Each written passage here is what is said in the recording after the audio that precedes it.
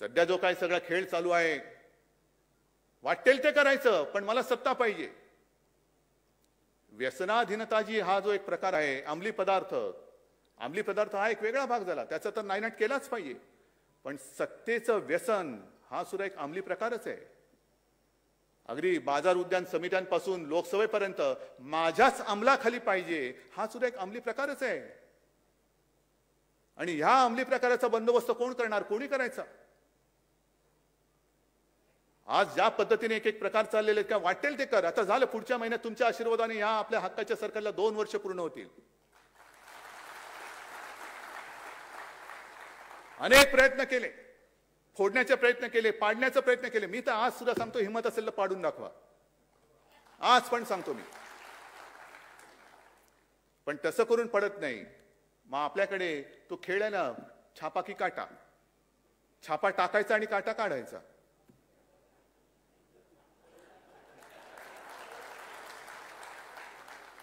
छापा की काटा. मग तिकडनं विचारतं, टाकला छापा, काढला काटा. हे जास्त थेर चालू नाही शकत. पण सत्ता पिपासूपणा किती, प्रत्येक सगळ्या गोष्टी मला पाहिजे. अरे घे ना बाबा. निवडणुका आल्यानंतर 2 पोटनिवडणुका, एक पंढरपूरची झाली आणि आता एक दुसरी लागले. पण दोन्ही पोटनिवडणुकांमध्ये यांच्याकडे स्वतःचे उमेदवार नाहीत. उपरे लागतात, उपरे. आणि जगातला मोठा पक्ष काय मोठा पक्ष आहे, उमेदवारच नाही, उपरे घ्यावे लागतात. घे उपरे आणून आणून आणून म्हणजे प्लॅटफॉर्मवरची गर्दी, मोठा पक्ष. हे सगळे पाळत असताना ज्या वेळेला अतिरेकी घुसले होते आणि त्यांच्या सोबत त्यांच्या बरोबरीने स्वतःच्या जीवाची पर्वा न करता जे माझे पोलीस लढत होते, आपले पोलीस लढत होते, त्यांचं कौतुक करायचं की त्यांना माफिया बोलायचं. आलेत ना इकडे सुद्धा, नांगरे पाटील असतील, आहेत, मला बाहेर भेटले, असे अनेक पोलीस आहेत. अनेक पोलीस आहेत. एक गोळी त्यांचा छेद घेऊ शकत होती, हृदयाचा नाही तर डोक्याचा. काय राहिलं असतं? पण त्यांनी पर्वा नाही केली. जसा सैनिक तिकडे सीमेवरती लढतो त्याच जिद्दीने आणि त्याच हिमतीने लढणारे हे माझ्या महाराष्ट्राचे पोलीस आहेत. मला अभिमान आहे त्यांचा.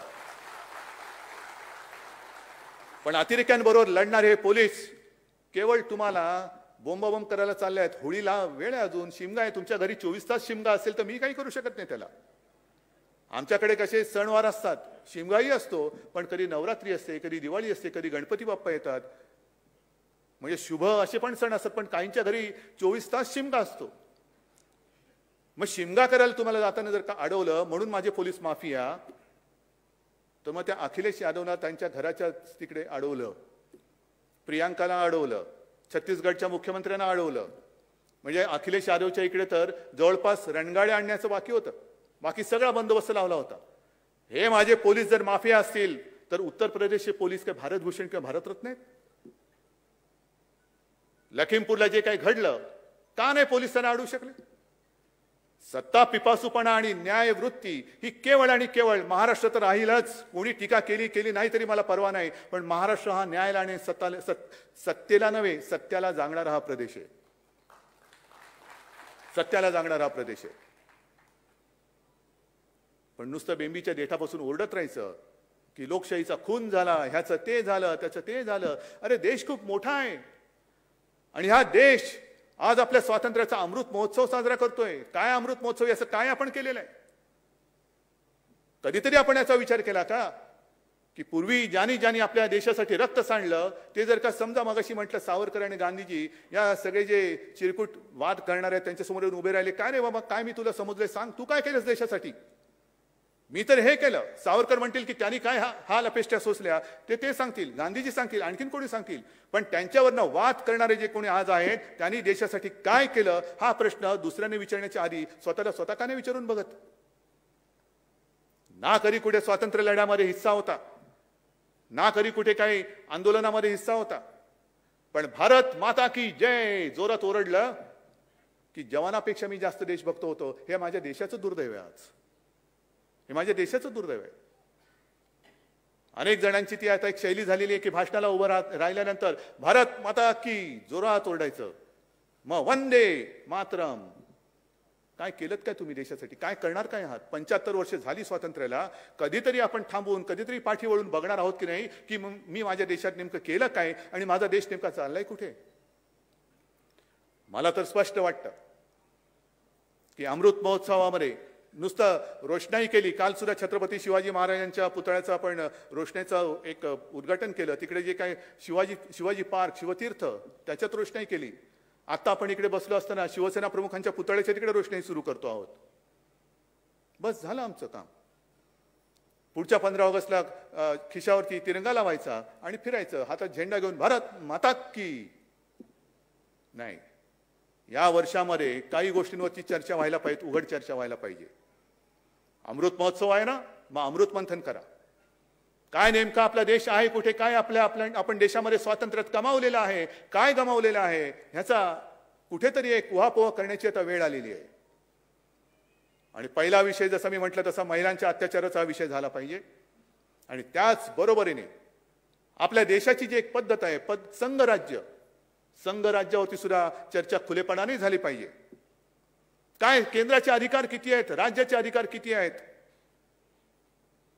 आणि जेव्हा ही घटना बनत होती तेव्हाही हा वादविवाद झाला होता. अनेक विचारवंतांनी शंका व्यक्त केल्या होत्या की काय ही घटना तुम्ही करतायत. बाबासाहेबांना प्रश्न विचारला होता. ही सगळी कलमं आल्यानंतर केंद्राच्या दडपणाखाली, केंद्राच्या खाली ही राज्य राहतील काय? केंद्र ह्यांना जगू देईल काय? कारण आपला देश जो झालेला आहे तो इंग्रजांच्या वेळेला, इंग्रजांच्या आधी तुकड्या ताकड्यामध्ये विभागला होता. नंतर सगळे येऊन आपण संघ राज्य म्हणून झालो. एक एक राज्य, भाषावार प्रांत रचना झाली. मग राज्याला अधिकार काय? केंद्र वरती राहील आणि राज्य खालती राहतील. आणि तेव्हा ठामपणाने बाबासाहेबांनी सांगितलं होतं की अजिबात होणार नाही. केंद्रा एवढीच सर्व राज्य देखील सार्वभौम आहेत आणि सार्वभौम राहतील. केंद्राला सुद्धा आणि राज्याला सुद्धा केंद्राबरोबरीचेच हक्क दिलेले आहेत. फक्त 3 गोष्टी ज्या आहेत त्या आणि त्याच वेळेला केंद्र राज्याच्या कारभारात हस्तक्षेप करू शकतो. तो म्हणजे 1 आणीबाणीजन्य परिस्थिती, 2 परकीय आक्रमण आणि 3 विदेशाबरोबर संबंध कसे असावेत हे ठरवण्याचं धोरण हे केंद्र सरकार घेऊ शकतं. अन्यथा जर केंद्राने राज्यांच्या कारभारात ढवळाढवळ केली तर ते घटनाबाह्य ठरेल. म्हणजे थोडक्यात घटनेची दुर्घटना होईल. कोण? नाही, हे चालू दिसतंय ना तुम्हाला. मग ह्याच्यावरती कोण बोलणार आहात की नाही देशामध्ये? आणि पुन्हा एकदा सांगतो मी, हे मी बोलल्यानंतर याच्यावरती जे गल्ली बोळातले कायदे तज्ञ आहेत ना आपले टीकाकार, त्यांच्याकडनं मला उत्तराची अपेक्षा नाही. त्यांची उत्तर मी कचऱ्याच्या टोपलीत टाकून देईन. मला याच्यावरती देशातील विचारवंतांचे विचार पाहिजेत, विचारवंतांची मतं पाहिजेत, कायदे तज्ञांची मतं पाहिजेत, त्यांचे सल्ले पाहिजेत. आणि होऊन जाऊ दे, एक उघड चर्चा होऊ दे. आणि मग त्या सगळ्या घटनेचा अभ्यास केल्यानंतर जर का आपल्याला कळलं की नाही केंद्र डोक्यावरती आहे, बसवा डोक्यावरती. पण जर का घटनेने आम्हाला राज्यांना सार्वभौम, केंद्र एवढंच दिलं असेल सार्वभौमत्व, तर मग मात्र केंद्राची लुडबुड ही रोजच्या कारभारामध्ये होता कामा नये, ती चालू दिली जाता कामा नये. हे देशातील सर्व राज्यांनी आता ठरवण्याची वेळ आलेली आहे. जो मी उल्लेख केला ना की सत्ता पिपासूपणा, हे सुद्धा एक व्यसन आहे. पण त्या व्यसनापायी म्हणजे अंमली पदार्थामध्ये जर का नशा कोणाला करण्याची सवय लागली तर त्याच्यात त्याचं स्वतःचं आयुष्य आणि कुटुंब उद्ध्वस्त होतं.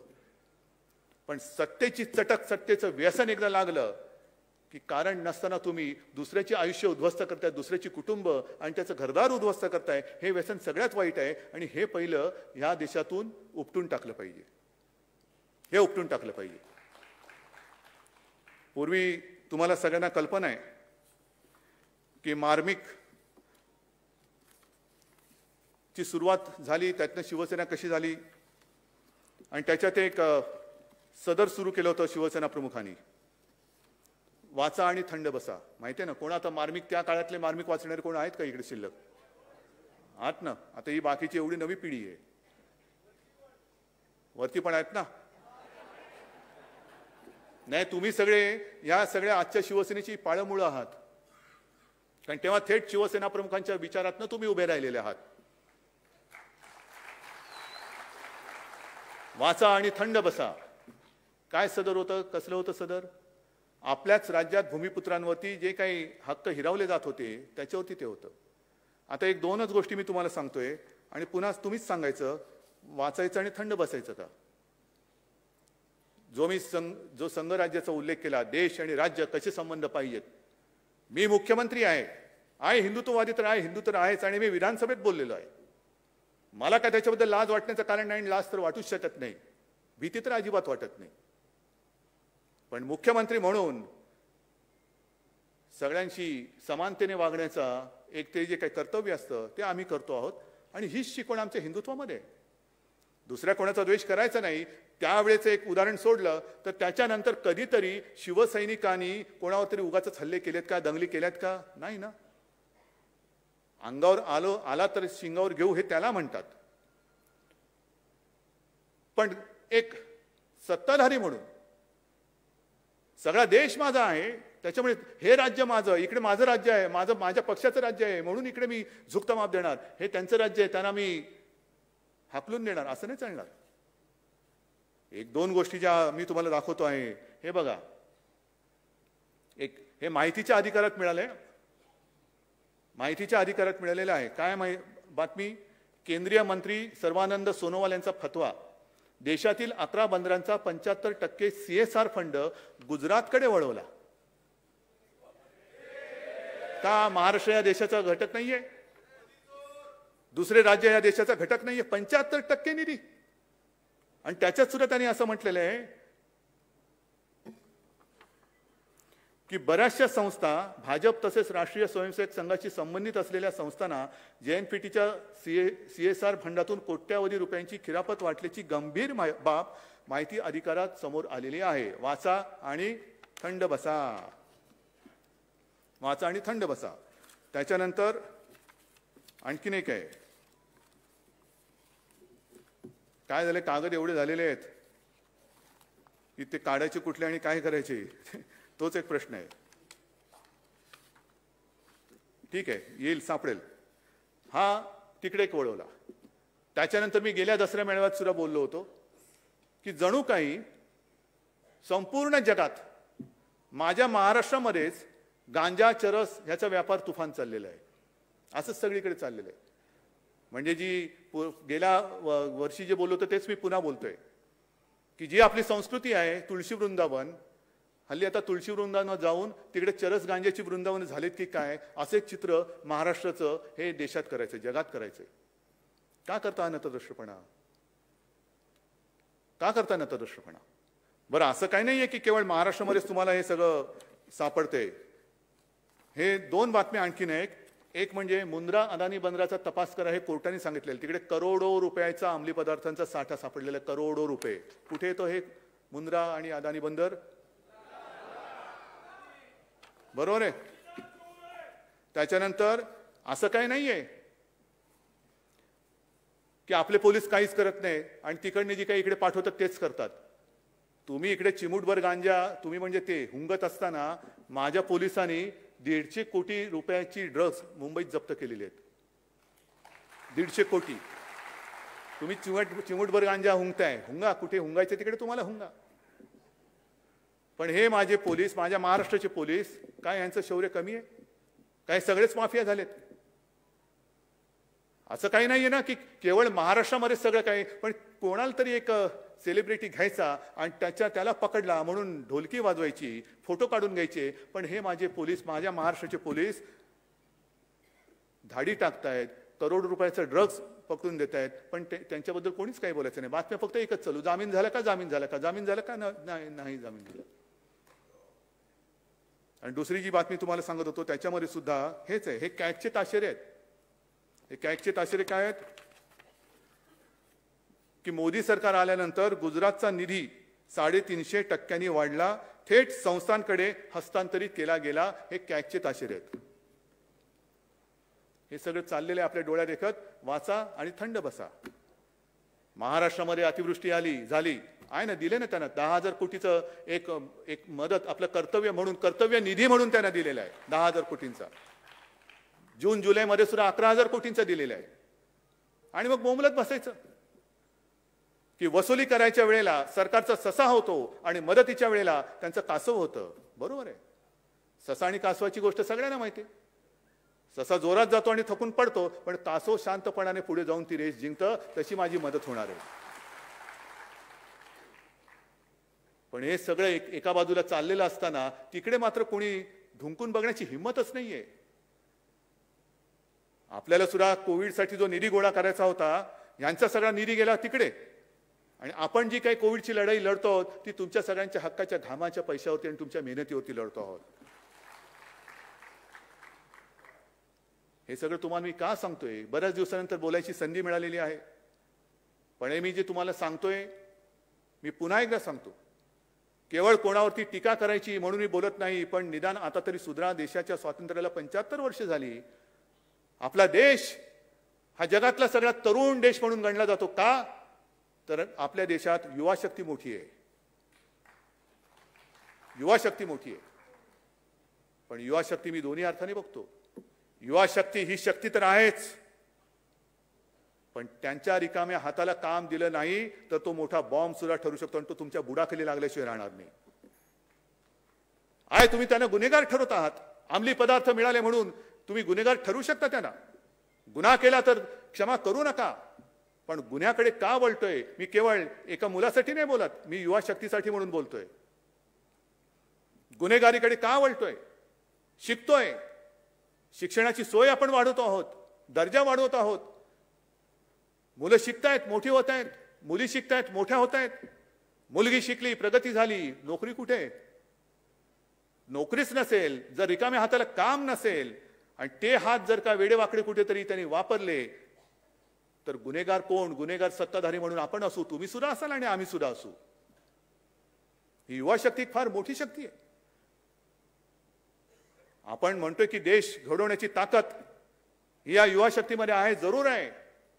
पण युवा शक्ती जर आपण तिला व्यवस्थित घडवली नाही तर देशाची घडी ती बिघडवून टाकल्याशिवाय राहणार नाही. काय वैफल्याशिवाय दुसरं आपण देऊ काय शकतोय?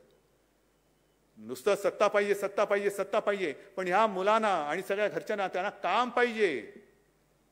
त्यांच्या घरातली चूल पेटत नाही. ते एक दिवस सांगतील तुमचं राजकारण आणि तुम्ही दोघेही जा चुलीमध्ये. माझ्या घरातली चूल कोण पेटवतं ते मला सांगा. पहिली माझ्या घरातली चूल पेटवा आणि मग तुमचे जे काय असतील ना ते सत्तेची डोहाळ जेवणं ती तुम्ही तंतर करा. ही युवा शक्ती फार महत्वाची. आपण एक प्रयत्न करतोय महाराष्ट्रामध्ये या कोरोनाच्या काळात सुद्धा उद्योगधंदे आणण्याचा प्रयत्न करतोय. एक संधी आता जगात आहे असं म्हणतात की चीनमधून बऱ्याचशा कंपन्या बाहेर पडतायत. आपण महाराष्ट्रामध्ये आणण्याचा प्रयत्न करतोय. आपण महाराष्ट्र पुढे नेण्याचा प्रयत्न करतो आहोत. महाराष्ट्र पुढे नेण्याचा प्रयत्न करतो आहोत. आणि त्याच वेळेला पोटात दुखतंय म्हणून हे महाराष्ट्राला बदनाम करण्याचा विकृतपणा करता आहेत. महाराष्ट्राला बदनाम करता म्हणजे हे एकतर्फी प्रेमातून जसं होतं ना की एखाद्या मुलीने नाही म्हटलं म्हणून नराधम असतं ते ऍसिड फेकतात, तसं महाराष्ट्राने तुम्हाला नाही म्हटलं म्हणून माझ्या महाराष्ट्राच्या संस्कृतीवरती आणि महाराष्ट्राच्या प्रतिमेवरती तुम्ही ऍसिड फेकताय. कुठे फेडणार आहे पाप?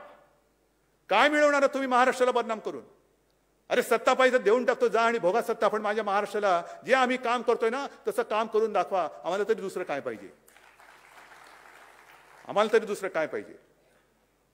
कामं कामं कामं जी मी सांगत होतो की काही कामं आणखीन राहिलेली आहेत. एक 2-3 दिवसापूर्वीच माझ्यासमोर छान प्रेझेंटेशन झालं. सुभाष देसाई बसलेत. आपल्या या मुंबईमध्ये संयुक्त महाराष्ट्राला झाली 60 वर्ष होऊन गेली, पण या मुंबईमध्ये अजूनही मराठी भाषा भवन कोणी केलं नाही. ते आपलं महाविकास आघाडीचं सरकार दिमागदार इमारत माझ्या मराठी भाषा भवन आपण तिकडे उभं करतो आहोत. दिवाकर रावतेंनी सुद्धा खूप पाठपुरावा केला होता, पण कोण ऐकते? मराठी भाषा भवन ना काय त्यातनं मिळणार काय? संस्कार ना, जाऊ दे हो, संस्काराचं काय? संभाजीनगरला संतपीठ उभं करतो आहोत. रेवस्ते रेड्डी जो समुद्र मार्ग जो आहे तो आता आपण चौपदरी करतो आणि सिमेंटचं करतो आहोत. अनेक कामं सांगता येतील, पण विशेषतः मुंबईमध्ये जसं मराठी भाषा भवन करतो आहोत तसंच मराठी नाटकाचा इतिहास आणि त्याची वाटचाल सांगणारं मराठीचं रंगभूमी दालन सुद्धा करतो आहोत तिकडे चौपाटीवरती. वरळीला जागतिक दर्जाचं मत्स्यालय करतो आहोत. धारावीमध्ये तिथल्या लोकांचं तर पुनर्वसन करणारच. पण धारावीमध्ये जागतिक दर्जाचं आर्थिक केंद्र सुद्धा आपण करणार आहोत. घर तर पाहिजेच. घर दिल्यानंतर मगाशी जे म्हटलं घरातली चूल कशी पेटवायची, नुसती घर घर घर घर घर केलं तर घरघर लागेल, पण घरातली चूल नाही पेटणार. आणि म्हणून जागतिक दर्जाचं आर्थिक केंद्र सुद्धा धारावीमध्ये करतो आहोत. आणि आणखीन एक महत्त्वाची गोष्ट जी करतो आहोत ती म्हणजे मुंबईमध्ये एक लष्कराचं संग्रहालय करतो आहोत.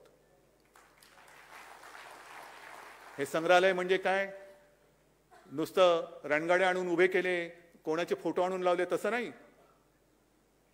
तिथे माझी कल्पना अशी आहे की जो जवान आपल्यासाठी सरहद्दीवरती उभा राहतो, काही लोक म्हणजे बरीच लढाई कधी होऊच नाही, आपल्या पिढीने तर लढाई बघितलेलीच नाही. 71चं एक युद्ध, त्याच्यानंतर तशी लढाई होऊ नये, पण लढाई न बघितल्यामुळे आता असं वाटतंय की आपल्याला स्वातंत्र्याची किंमत कळेल अशी झालेली आहे. काय असते लढाई, काय असते लढाई, लढाई म्हणजे काय असते तरी काय, कशी येतात विमानं, कशी टाकतात बॉम्ब, कसा होतो विध्वंस, हे आपण कधी बघितलं नाही. आणि प्रार्थना आहे ते बघूही नाही. पण याचा अर्थ असा नाही की ते सैनिक तिकडे काय करतात हे कळू नये. हे आपले सैनिक तिकडे प्रतिकूल परिस्थितीत, कडाक्याची थंडी असेल, अत्यंत उष्णता असेल, म्हणजे राजस्थानचं वाळवंट असेल किंवा सियाचेन असेल, -डिग्री टेम्परेचर असेल नाही तर प्लस असेल, त्याच्यामध्ये नुसतं म्हणजे थंड आहे म्हणून स्वेटर घालून उभा राहिलाय आणि उष्णता वाढले म्हणून कोपरी घालून उभा राहिला असं नाही. तर मी तिकडे अशी दालना करणार आहे की थंड म्हणजे किती थंड, अगदी -20-30 वगैरे नको, नाही तर तिथेच माणसं पडतील आपली. पण एक थंड वातावरण करून जो सैनिक त्याचा पूर्ण युनिफॉर्म घालतो, म्हणजे काय घालतो, बुलेट प्रूफ जॅकेट असतं म्हणजे काय असतं, शिरस्त्राण म्हणजे काय असतं, तो काय काय अंगावरती घेतो, किती वजन असतं, ते जाऊन तिकडे उभे राहून दाखवायचं 5 मिनिटं. आणि समोर ते सगळं व्हर्च्युअल आता आपण करू सगळं, की कसं कुठून सैनिक हल्ला करू शकतो, दुश्मन हल्ला करू कसा शकतो, काय होऊ शकतं, रणगाडा बसल्यानंतर कसा चालतो, हे सगळं तिकडे सुरू करायचं मला. म्हणजे इथे बसून जे लोक उगाच काहीतरी भारत माता की करतात ना, त्यांना मला ते उत्तर द्यायचंय. नाही, लढ्यात तर सहभागी नव्हता, निदान म्युझियम मध्ये तरी व्हा, नाहीतर म्युझियम मध्ये लोकच तुम्हाला पाठवतील. थट्टा थट्टा थट्टा म्हणजे महिलांचा अपमान, हा जो एक विषय आहे. किती लोक कोणत्या पक्षात मागे मी विधान परिषदेत पण बोललो होतो, तेच आज परत बोलतोय. अतिरेक्यांशी लढणारे माझे पोलीस हे माफिया ठरवता तुम्ही. देशासाठी म्हणजे आपल्यासाठी लढणारा सैनिक, त्यांच्या माता भगिनींची चेष्टा करणारी औलाद ही तुमच्या पक्षामध्ये आहे, त्यांना पहिले फेकून द्या बाहेर आणि मग आमच्यावरती बोला. पण हे देशभक्तीचं जे काही बीज आहे, येतील ना मुलं येतील, त्यांना सुद्धा कळेल सैन्यात काय असतं, कळू द्या. नागरिकांना कळेल, वयोवृद्ध असतील त्यांना कळेल. या अशा सगळ्या गोष्टी आपण या मुंबईमध्ये करतोय. आणि म्हणून मला असं वाटतं नम्रपणाने की बऱ्याच गोष्टी बोलायचे तेवढं मी बोललेलो आहे. आणखीन काही उगाच बोलत बसलो तर त्याला काय अर्थ राहणार नाही, लक्षात काहीच राहणार नाही. आणि मग आता ही वेळ आलेली आहे. मी बंगालचं जे अभिनंदन केलं, ती तयारी महाराष्ट्रामध्ये असायला पाहिजे आहे. कोणी किती वार करायला आला तर त्याची तलवार किंवा कोणतेही हत्यार असेल ते मोडून तोडून टाकून त्याचं पार्सल परत पाठवण्याची हिंमत आणि धमक तुमच्यामध्ये आहे. फक्त एकच काम करायचं, ज्याचा उल्लेख मी केला की आता हिंदुत्वाला धोका नाही, माझं मत आहे हिंदुत्व आता खरं धोक्यात आहे.